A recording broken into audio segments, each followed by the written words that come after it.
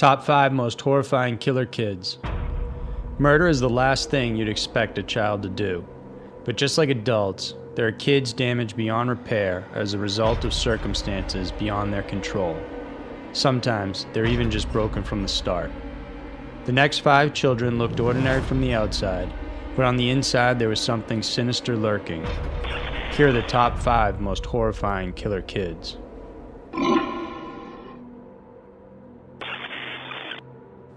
Number 5. Eric Smith.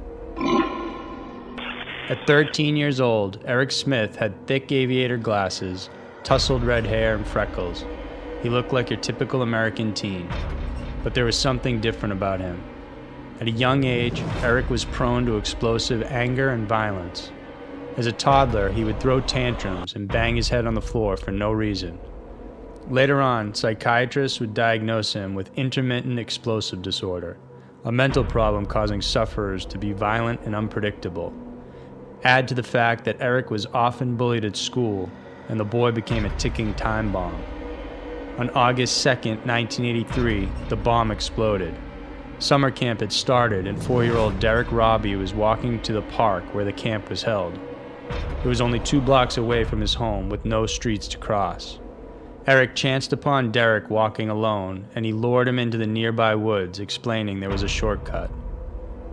Without warning, Eric began strangling the little boy until he fell to the ground unconscious. He then proceeded to pick up 2 large rocks, one after the other, and slam them into his head, resulting in the death of young Derek. Eric proceeded to undress the boy and sodomize him with a tree branch. He rifled through his lunch bag, smashed a banana, and dumped red Kool-Aid over his mutilated face. By 11 a.m., Derek's mother, Doreen, arrived at the park to pick up her son, but was told he didn't arrive. Shortly after, a search operation was underway, and Derek's body was found.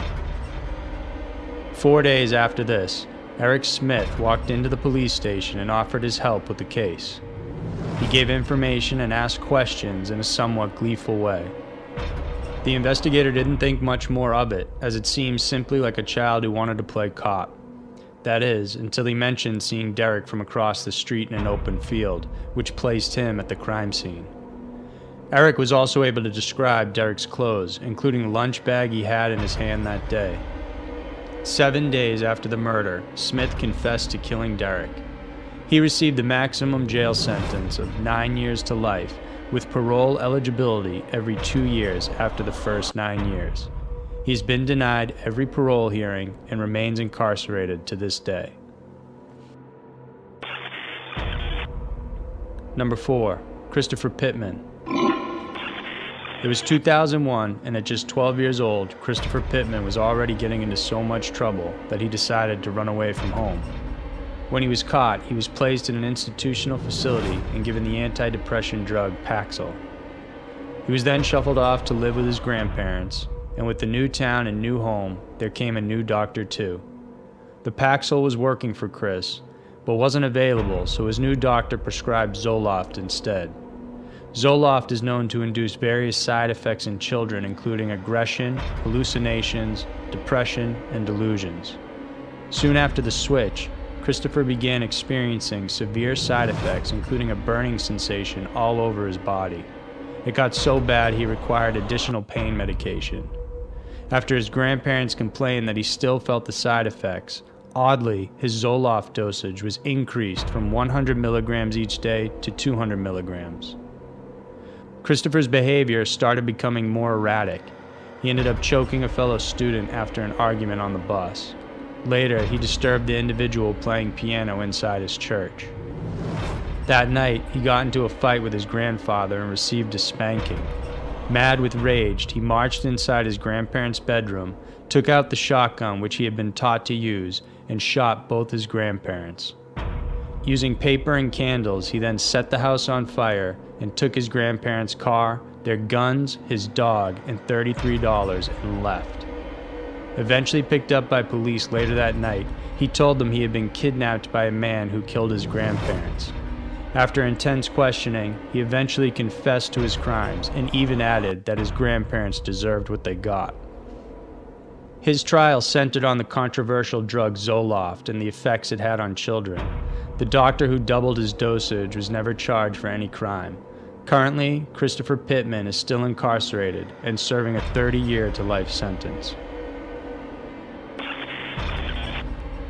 Number 3. Joshua Phillips. It was November 3rd, 1998, and 8-year-old Maddie Clifton had disappeared. Police and volunteers searched dumpsters in the surrounding woods near her home, hoping to find some sort of clue for her whereabouts. What they didn't know was that Maddie was right across the street from her house the whole time, stuffed underneath a waterbed inside her friend and playmate, 14-year-old Joshua Phillips' bedroom. Josh had no history of violence. He claimed that one afternoon Maddie came over and invited him to play baseball. Maddie threw the ball, and he hit it, sending it back at her, accidentally hitting her in the eye, causing her to bleed. Panicked, Josh brought her inside his house. Josh's abusive father had a strict no visitors policy, and afraid of what his reaction would be if he found her inside, he dragged Maddie into his bedroom and proceeded to strangle her with a phone cord for 15 minutes. Afterwards, he hit her with the baseball bat and then stabbed her 11 times. There was no evidence of sexual assault, but Maddie's body was found naked from the waist down.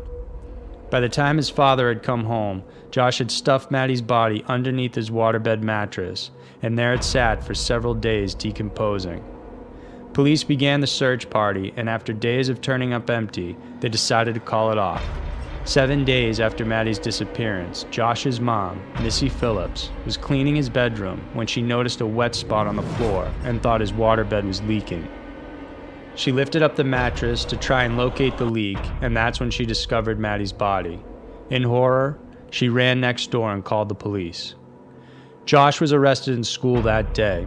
He confessed to killing Maddie, explaining the fear of his abusive father's reaction as the motive for murdering the little girl. In 1999, Joshua Phillips was convicted of first-degree murder and was sentenced to life in prison without the eligibility for parole. Number 2. Cindy and Shirley.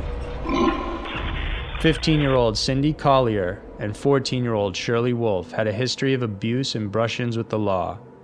Cindy was abused her whole life and raped before she turned 10. By the time she was 15, her rap sheet included theft, burglary, drug abuse, and assault. Shirley also had a similar disruptive past. Her own father, uncle, and paternal grandfather had sexually abused her from the time she was an infant. By the time she was 6, she ran away from home several times until eventually authorities took notice and her father was arrested for the abuse. After he was convicted, she was sent into various foster homes and detention centers. After meeting only 8 hours before at a bus stop, the girls bonded over their mutual life circumstances and decided they would run away together. They spent time hatching a plan, which involved killing a stranger, then stealing their car. Both girls dyed their hair as a feeble attempt at disguising themselves and went around Cindy's old neighborhood, Auburn Greens in California. They began knocking on doors, and while the majority didn't let them inside their home, finally, one elderly woman did. Anna Brackett, an 85-year-old with grandkids of her own, allowed them in. The girls asked to use the phone, and they chatted with the victim for about an hour. At some point, Anna answered a phone call from her son, who was en route to drive her off to a bingo game. Knowing they had little time, the girls attacked. Cindy grabbed a knife, tossed it to Shirley, who immediately began stabbing Brackett in the back over and over again. Anna begged for her life, but the girls kept going until she was dead. After the kill, the girls ransacked the place, looked for cash, and grabbed 2 keys from the counter. The keys they took were the wrong ones for the 1970 Dodge in the garage, and so the girls ran on foot near Highway 49. Oddly enough, Carl Brackett, the son of the victim, saw the 2 girls while he was on his way to his mother's home. Once he got there, he discovered the grisly scene. Eyewitnesses eventually came forward, which led to the girls becoming suspects. Once confronted by police, Shirley immediately admitted to the crime, while Cindy didn't say anything. During interrogation, Cindy was confronted with Shirley's confession, and she began to laugh. She then said, "To honestly tell you the truth, we didn't feel any badness. Then after we did it, we wanted to do another one. We just wanted to kill someone, just for fun. Both girls were convicted of the crime, with Cindy serving the maximum of 9 years for a juvenile. She was then paroled in 1992 and has had no further run-ins with the law. As for Wolf, she was freed on June 30th, 1995, and has been arrested several times since for petty crimes. Number 1. Tyler Hadley. July 16, 2011. Everyone at school could tell it was going to be a big party. 17-year-old Tyler Hadley from Port St. Lucie, Florida, kept telling his friends he'd be throwing a rager, but no one thought it would happen.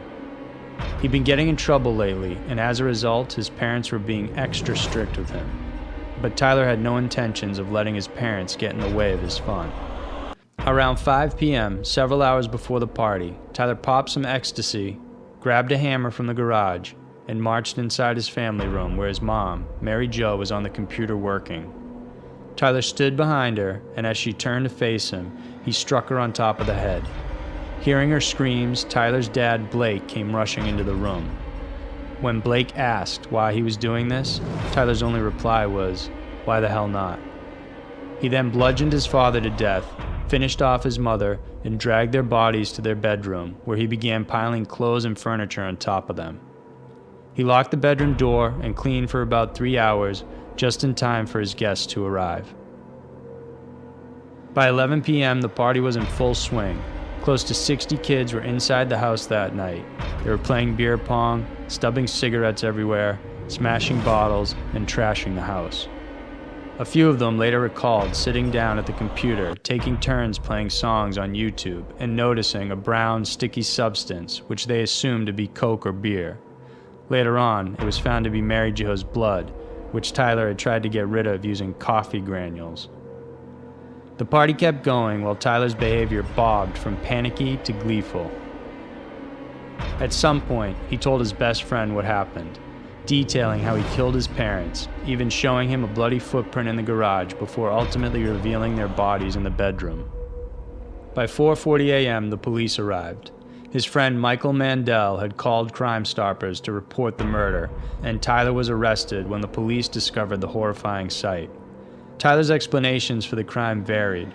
First, he blamed medications he was taking, then said his father was not his real dad, and insinuated he was physically abusive. Neither of these were true. Finally, he admitted that it was because he wanted to throw a party, but knew his parents would object to it. Tyler Hadley was originally charged with first-degree murder and sentenced to life with no chance of parole. But as of 2016, his case will be open for resentencing due to the Supreme Court 2012 ruling that barred minors from receiving life imprisonment without parole. So those were the top 5 most horrifying killer kids. Whether these children were a product of their environment, simply born evil, or perhaps a mix of both, the thought that a young person can commit such a terrible act like murdering is truly disturbing. Let us know which case you found the most horrifying in the comments below. And if you like this video,